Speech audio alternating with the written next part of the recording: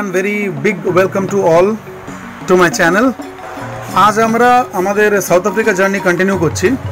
আর হ্যাঁ, আগের এপিসোডগুলো দেখার জন্য বা সাপোর্ট করার জন্য অবশ্যই ধন্যবাদ। আজ আমরা মালতপাক থেকে ক্রুগারে গিয়ে ওর কোর এরিয়াতে থাকবো। আপনাদের বলেছিলাম যে ক্রুগার এরিয়ার মধ্যে স্ট্র্যাটেজিক্যালি লোকেটেড অনেকগুলো রেস্ট ক্যাম্পস আছে যেখানে আপনারা লজিং করতে পারেন একটা আলাদা এক্সপিরিয়েন্সের জন্য। তাই আজকে আমরা থাকবো ওয়ান অফ দ্য বিগেস্ট, মানে ওখানকার সবচেয়ে বড় রেস্ট ক্যাম্প স্কুকুজায়। আর হ্যাঁ, এর বুকিং ডিটেলস, এর বুকিং প্রসেস লম্বা, এর কীভাবে বুক করতে হয়, কবে কী পাবেন, কীভাবে অ্যাভেলেবিলিটি হবে, সব কিছু নিয়ে থাকবে আমার আরেকটা ভিডিও।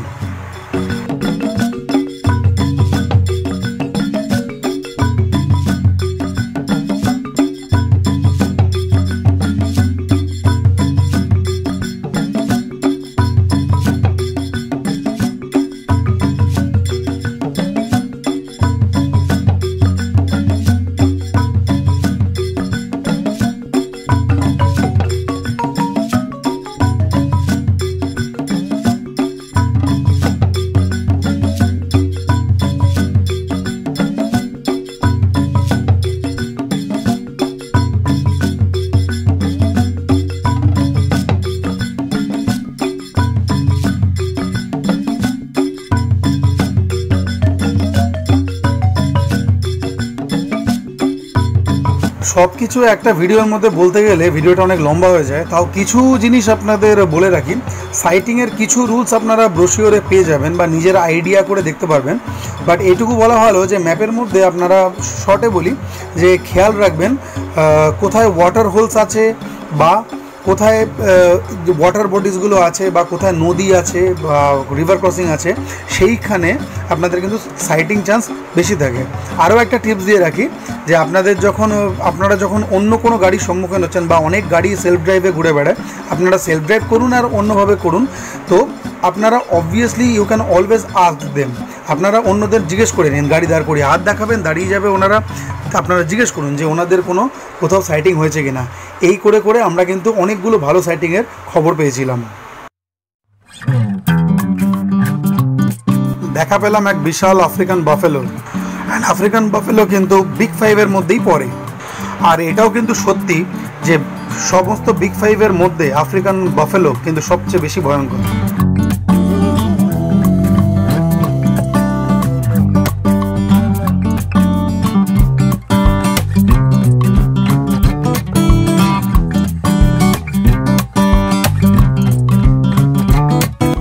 এরকম রোড ব্লক কার না ভালো লাগে।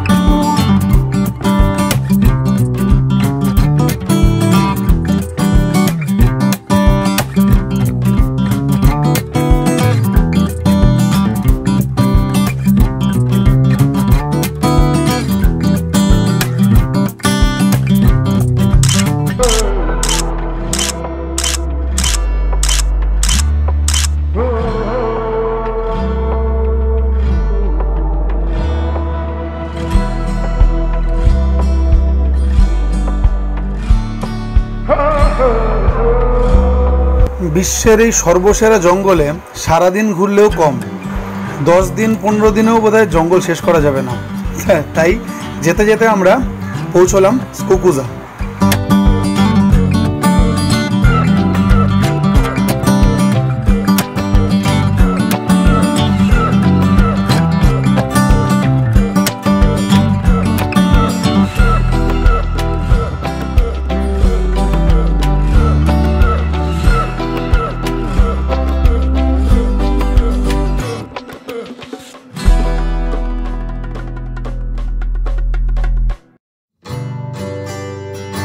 রিসেপশনে এসে আপনার বুকিং রেফারেন্স নাম্বার বা আপনার মোবাইলে পিডিএফ দেখালেই হয়ে যাবে। অ্যান্ড ছবিতে যা দেখবেন বুক করার সময় আর যেটা সিলেক্ট করেছেন আপনাকে তারই চাবি ওখান থেকে দিয়ে দেওয়া হবে। ওখান থেকে আপনি গাড়ি নিয়ে সেখানে চলে যাবেন যেখানে আপনার অ্যাকোমোডেশনটা আছে।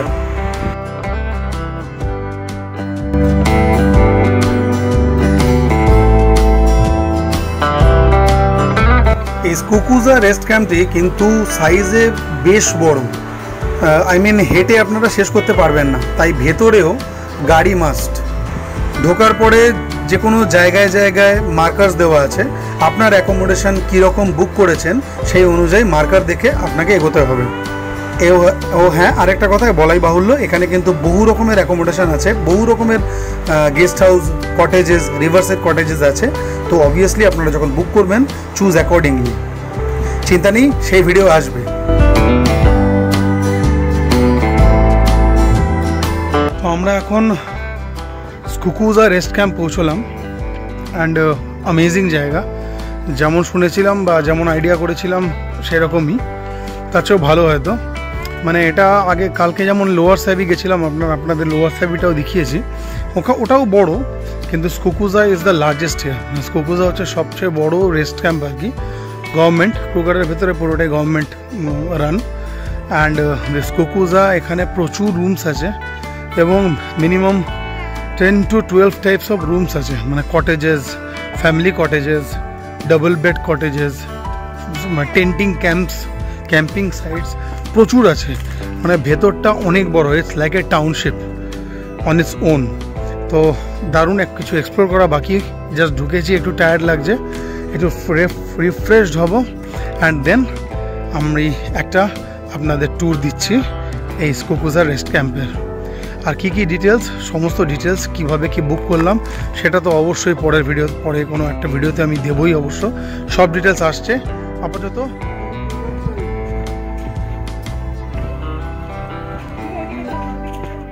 হচ্ছে আমাদের স্কুকুজার মধ্যে দ্য কটেজ GC6, এটা হচ্ছে 6 সিটার, এটা হচ্ছে কিচেন, মাইক্রো ওভেন, গ্রিল। আচ্ছা, এখানে একটা সোফা আছে, সোফা সেট। দেন এটা হচ্ছে একটা রুম, বড় রুম, দারুণ অ্যাকোমোডেশন। এই এটা বাথরুম, অ্যাটাচ বাথরুম এর সঙ্গে উইথ গিজার। এই হচ্ছে রুম।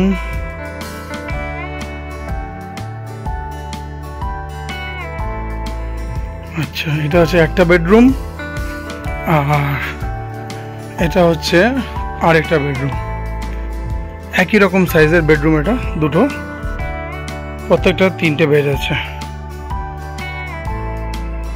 আর এটারও বাথরুম প্রায় সেম।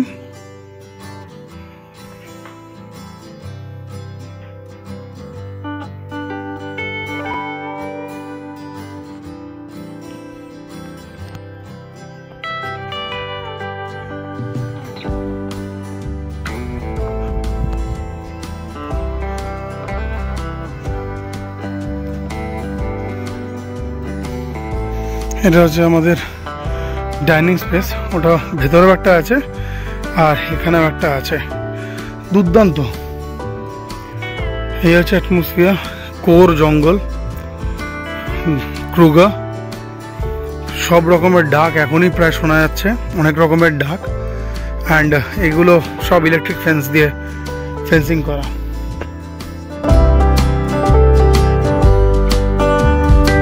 স্কুকুজা একটু দেখিয়ে দিই আপনাদের, এরকমই স্ক্যাটার্ড জায়গায় লোকেটেড এদের নানা রকম গেস্ট হাউসেস, যেমন 2 বেডেড গেস্ট হাউসও আছে, 4 বেডেডও আছে, 6 বেডেড আছে, আপনারা অবশ্যই সেটা দেখে বুক করবেন। অ্যান্ড হ্যাঁ, প্রত্যেক গেস্ট হাউসেরই রেটস ডিফারেন্ট। হ্যালো, ভেবেছিলাম যে একটু ফ্রেশ হয়ে তারপর আমরা একটুখানি ভিতরটা দেখাবো সব ভিউয়ার্সদেরকে, বাট দেন দেখলাম ঢোকার সময় এতটাই বড় যে প্ল্যান করলাম যতক্ষণ আলো আছে ততটা ক্যাপচার করা যায়। ফার্স্টে রাজদীপের যেরকম সবসময় সুইমিং পুলের জন্য একটা আলাদা টান বরাবর, এবং ভালোই লাগলো, জলটা এমন কিছু ঠান্ডা নয়, মানে নামবো একবার, 9টা অবধি টাইম আছে। এইটা হচ্ছে adult pool, if I am not wrong. হ্যাঁ, এটা অ্যাডাল্ট, বেশি বড় না, বাট না ওকে এজ করে না। বাট এখানে 3টে পুল আছে টোটাল, ভেতরে 3টে না, সরি 2টো পুল আছে, এটাও একটা আছে, অন্যদিকে আরেকটা আছে। অ্যান্ড এরিয়াটা এত বড়, আপনি ভেতরেও বোধহয় গাড়ি নিয়ে ঘুরতে পারবেন বেসিক্যালি, কারণ আমরা 5-10 মিনিট হেঁটে লাগলো আমাকে এই পুলটা আসতে। But then you can also take a walk. কারণ গাড়িতে তো আপনি পুরোটা জার্নি করছেন, কিছু কিছু সময় হাঁটাটাও ইকুয়ালি। না, আমার এতটা টায়ার্ড হয়ে ইচ্ছে করছিল না, বাট এখন কিছু করার নেই। আমার গাড়ি নিয়ে ইচ্ছে করছিল, বাট ওনার জন্য আমি হেঁটে হেঁটে গেলাম। এনিওয়ে ভালোই লাগছে, খারাপ লাগছে না, কারণ হেঁটে হেঁটে এক্সপ্লোর গাড়িতে তো হয় না। তো দেখছি, দেখা যাক আর কি কি আছে এখানে। এখানে 3 রকমের রেস্টুরেন্ট আছে। একটা হচ্ছে ক্যাটল ব্যারন, এদের ফেমাস চেন একটা আছে। ক্রুগার লজ একটা নিজস্ব রেস্টুরেন্ট আছে।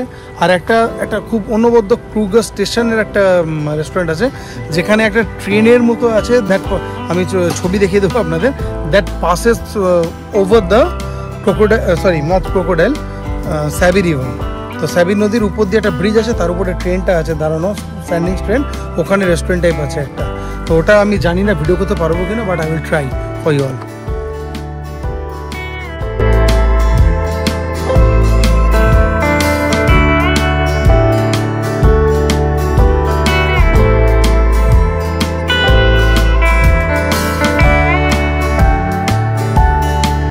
এটা হচ্ছে রেস্টুরেন্ট এখানকার, যেটা বললাম আপনাদের।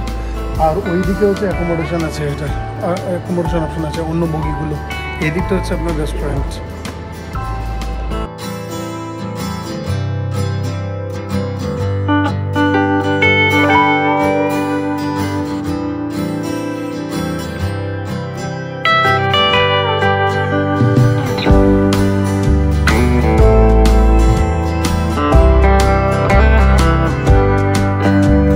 এখানকার রেস্ট ক্যাম্পেও আছে সুভেনির শপ, এবং শুধু সুভেনির নয়, নানা রকম ডেলি নিডসের জিনিসপত্রও পাবেন, এবং নানা রকম ফুড আইটেমস ইত্যাদি, জল এক্সেট্রা সবই পাবেন। আর ওখানকার এই রেস্টুরেন্টে দিনটা শেষ হলো একটা অনবদ্য দারুণ আফ্রিকান পারফরমেন্স দিয়ে।